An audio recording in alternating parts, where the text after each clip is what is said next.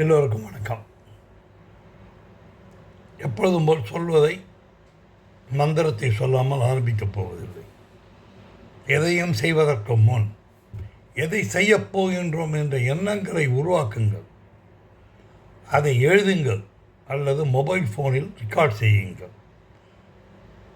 எழுதாமல் ரெக்கார்ட் செய்யாமல் போனால் மறக்கும், சோம்பேறித்தனம் உருவாகும், தோல்வியை நிச்சயமாக அடைவீர்கள்.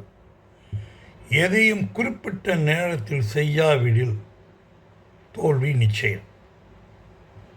கடைசியாக 100% செய்ய வேண்டிய வேலையில் ஒரே ஒரு % நீங்கள் தோல்வியை ஒரே ஒரு % சரியாக வேலை செய்யலைன்னா உங்களுடைய தோல்வி நிச்சயம். 100% பத்தாது, 110% இருக்கணும் அந்த ஃபினிஷ்.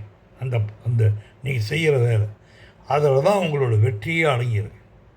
வெற்றி பெற்று பாருங்கள், எல்லாம் உங்களுக்கு கிடைக்கும். உன்னால் முடியாதது ஒன்றுமே இல்லை. புரியுதா? இப்போ நம்ம சப்ஜெக்ட் போகணும்.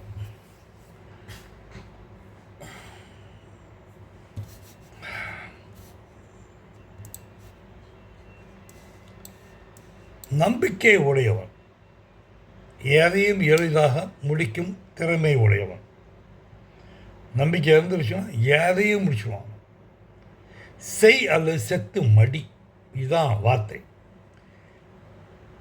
இது ஏன் இந்த வார்த்தையை சொல்கிறேன் அப்படின்னா, ஒரு எப்படி வெற்றி அடையணும் அப்படிங்கிறதுக்கு சில இலக்குகள் இருக்கு. தண்ணியில் முழுகிட்டேன், இப்போ நீங்கள் முழுகிட்டீங்க, வெளியில் வருவீங்களா அதுலேயே போயிடுவீங்க. இதை நீங்கள் தான் முடிவு பண்ணணும். முழுகினவன் எப்படி கையை காலை ஆட்டியாவது தன் உயிரை காப்பாற்றிக்கணும் வெறியோட காலை ஆட்டி எப்படியாவது வரானோ, அதே மாதிரி உங்களோட விடாமுயற்சி இருக்கணும். எப்படி இருக்கணும்? அதோட பேர் என்ன அப்படின்னா, இங்கிலீஷில் அக்ரேஷன் அப்படின்னு. இந்த வெறி, நான் வெற்றி அடைவன் வெறி. அடுத்தது ஃபயர் அப்படிவான். ஒரு நெருப்பு இருக்கணும் உள்ளுக்குள்ளே, வயிற்றுக்குள்ள. நான் வெற்றி அடைஞ்சு காட்டுவேன் அப்படின்னு நம்பிக்கை இருக்கணும். இது உள்ளவன் எங்கேயே வெற்றி பெற்றுவான். பிழைக்க தெரிஞ்சவன், விடாமுயற்சி உள்ளவன், நம்பிக்கை உள்ளவன் வெற்றியை ஈஸியாக தட்டிட்டு போடும். இந்த படிக்காதவன் மாதிரி அதிர்ஷ்டசாலி எதுவுமே இல்லைன்னு கூட சொல்லுவேன். இது நான் சொல்ல, பல பேர் சொல்லியிருக்காங்க. இப்போ இந்த படிக்காதவனுக்கு எங்கே போனாலும் வேலை கிடைக்காது. அதனால் எப்படியாவது வெற்றி பெறணும்னு ஒரு வெறி அவன் உடம்புல இருக்கும். இந்த படித்தவனுக்கு என்ன அப்படின்னா, முதல்ல படித்த உடனே ஒரு வரையறை வந்துடும். இதை தான் சம்பளம், இது இவ்வளோ கிடைக்கும் அப்படிங்கிற ஒரு ஐடியா அவனுக்கு கிடைச்சோம். ஸோ அவன் தான் அந்த வரையறைக்குள்ளேயே வாழ ஆரம்பிச்சிடுவான். ஆனால் படிக்காதவனுக்கு வரையறை கிடையாது. அவன் அடிச்சுக்கிட்டு, இது நிறைய பேர் நான் உதாரணம் சொல்கிறேன். அதில் பல பேர் கணவான்களை நான் உங்களுக்கு சொல்கிறேன். நான் சாதாரணமான ஆட்கள், உங்களுக்கு எல்லாருமே தெரியும். அவங்க தான் சரவணா பவன், ராஜகோபாலன், அண்ணாச்சி. தூத்துக்குடியில் சாதாரணமாக மஞ்சள் பையோடு வந்தவர் தான். ஒரு பெரிய எம்பரரை டெவலப் பண்ணி காட்டினார். அடிக்கடி சொல்லுவேன், அவர் தான் பெரிய வெற்றி பெற்றவர். அது சரவணா செல்வரத்தினம், பிஜேபி சகோதரர்கள். இவங்களாம் யார்? எம்பிஏவை படித்தாங்க, வெற்றி பெற்று காட்டினாங்க. எஸ், இதே மாதிரி நிறைய அடுக்கிக்கிட்டே போகலாம். இந்த படித்தவங்கிட்ட உள்ள ஒரு அதிகம் படித்தவன் இது கிடைக்கணும்னு தெரிஞ்சு போய் வரையறைக்குள்ளே போய் மாட்டிக்கிறவன் என்ன செய்கிறான் அப்படின்னா, இந்த ஐடி படிச்சுட்டு, இந்த எம்பிஏலாம் படிச்சுட்டு, இதெல்லாம் படித்தவன் ஒரு முதல்ல அந்த வேலைக்கு போனோடனே முதல்ல கடன் வாங்கி போடுவாங்க. அதுதான் ப்ராப்ளமே, அங்கே தான் ப்ராப்ளமே ஆரம்பமாகுது. கடனில் உங்களுக்கு ஒரு சில விஷயம் நான் சொல்கிறேன். அதான் யார் படித்தவனாக இருந்தாலும் படிக்காதவனாக இருந்தாலும் சாதா முக்கியம். இப்போ நான்லாம் கடன் வாங்கியிருக்கேன். எப்படி வாங்கியிருக்கேன் அப்படின்னா, நான் ஒரு சொத்து வாங்குகிறேன் அப்படின்னா என்கிட்ட 50% இருக்கணும். முதல்ல 50% வேணும் எனக்கு. அதை கட்டி விட்ருவேன். இந்த பேங்க்கில் கடன் வாங்கும்போது ஒரு முக்கியமான விஷயம், ஃபஸ்ட்டு ஒரு 3 இயர்ஸ்க்கு அவங்க இன்ட்ரெஸ்ட் தான் முடிப்பாங்க. அதனால் நான் என்ன செய்வேன், எனக்கு இந்த லம்சம் பணம் வந்தது அப்படின்னா முதல்ல போய் பேங்க்கில் போய் கட்டிட்டு என்னோடய இன்ட்ரெஸ்ட் ரேட்டியோவை கம்மி பண்ணிடுவேன். இதை மாதிரி பண்ணி பாருங்கள், நீங்கள் சீக்கிரம் கடன் அடைச்சிட்டு வெளில வந்துடும். சொத்துக்கு சொத்து வச்சு உங்களுக்கு கடன் அடைச்சி போச்சு. ரெண்டாவது, பேங்க்கிலலாம் லோன் வாங்கும்போது இப்போ 1 கோடிக்கு நீங்கள் சொத்து தரீங்க அப்படின்னா நீங்கள் 2 கோடி மட்டும் லோன் வாங்கிடலாம். ஏன்னா அதுக்கு எம்எஸ்எம்இயில் ப்ரொவிஷன்லாம் இருக்குது. எம்எஸ்எம்இன்னா உடனே மிஷின் ஷாப்பு அதெல்லாம் இன்றைக்கி அதுக்கு லேத்து வச்சுருக்கணும், மில்லிங் மிஷின் வச்சுருக்கணும்னு. அதெல்லாம் ஒன்றும் இல்லை. நீங்கள் எந்த சிறு தொழில் பண்ணாலும் எம்எஸ்எம்இ தான். வடை சுட்டாலும் எம்எஸ்எம்இ தான், இட்லி சுட்டாலும் எம்எஸ்எம்இ தான்.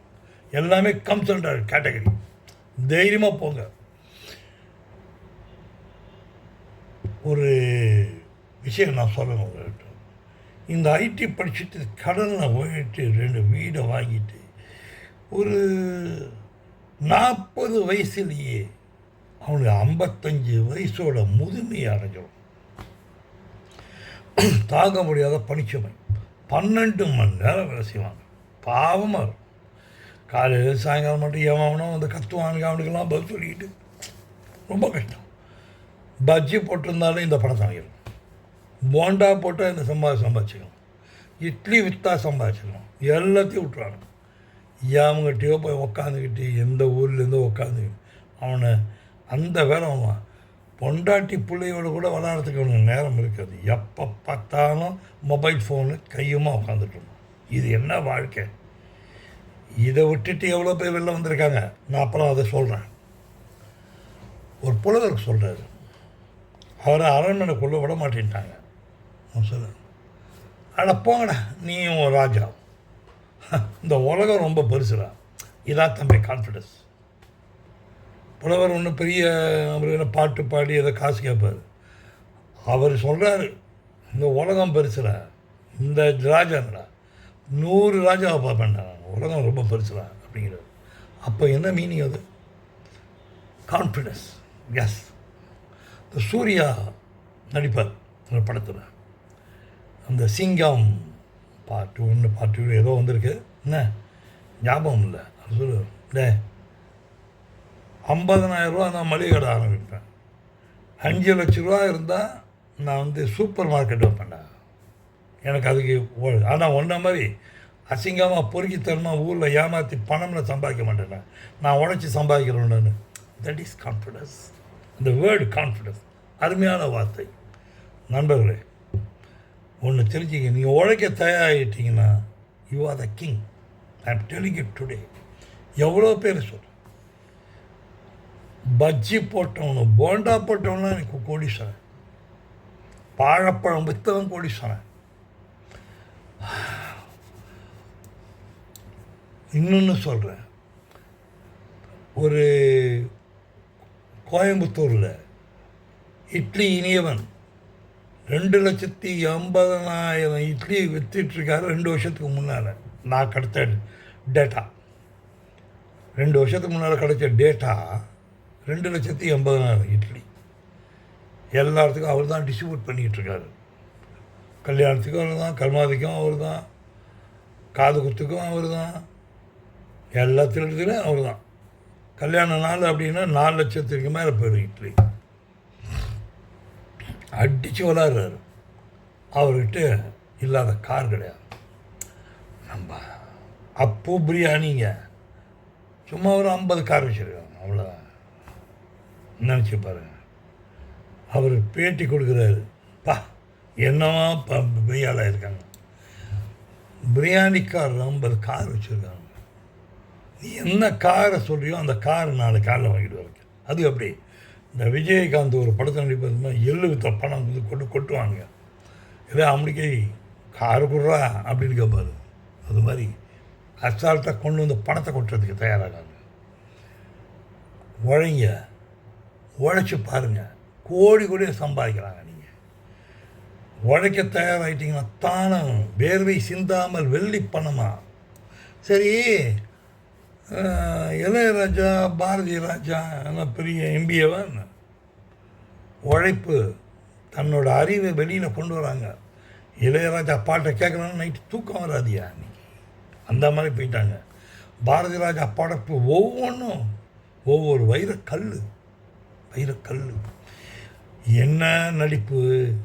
நம்பால் அவர் படித்தா பெரியாதான சிவாஜி நடிப்புக்கே ஒரு இலக்கணத்தை கொண்டு வந்து கொடுத்தவர் அவர் தானையா. படித்தா இருந்தார், ஆனால் அவர் தான் செய்ய வேண்டிய தொழிலில் கரெக்டாக இருந்தார். அந்த உழைப்பை காட்டினார், அவ்வளோதான். எவ்வளோ பெரியார் நினச்சி பாருங்க. உங்களுக்கு முன்னாலே, உங்கள் கண்ணு முன்னாலே 100 பேர் மேலே வந்தவங்களாம் இருக்காங்க. அவங்கள பார்த்து நீங்கள் மேலே போங்க. செலவு பண்ணாதீங்க தம்பி, குடிக்காதீங்களா தம்பி, குடிக்காதீங்களா. குடித்த பணத்தை கணக்கு போட்டு பாரு, ஒரு தனி மளிகை கடையாக நீ வைக்கலாம். காசு கொடுத்து குடலை கெடுத்துக்கிறீங்க. யாராவது உன் உடம்போட வேல்யூ தெரியுமா? இன்றைக்கி ஒரு கிட்னியை மாற்றணுன்னா மினிமம் 5 லட்சம் 10 லட்சம். அப்போ உங்கள்கிட்ட இருக்க கிட்னி எவ்வளோ வேல்யூ? உன் உடம்புலேயே 10 லட்ச ரூபா இருக்குது, 8 லட்ச ரூபா இருக்குது, 5 லட்ச ரூபா இருக்குது. சரி, முடிவரை நம்ம கொண்டு போகிறோம். நிறைவு செய்வது, எவர் ஒருவர் தன் கடமைகளை சரிவர செய்கிறாரோ அவருக்கு அந்த உரிமைகள் தானாகவே வந்து அடையும். எவர் ஒருவர் தன் கடமைகளை சரிவர செய்கிறாரோ அவருக்கு உரிமைகள் தானாகவே வந்து அடையும். அதிகாரமும், அடுத்த பாயிண்ட், அதிகாரமும் உரிமையும் பிறர் கொடுத்து வாங்குவதே இல்லை, அது நாம எடுத்துக்கொள்வது. வெற்றி உங்களிடம் இருக்கிறது, உங்களால் வெற்றி பெற முடியும். வெற்றி பெறுவீர்கள் என்ற நம்பிக்கை இருக்குது.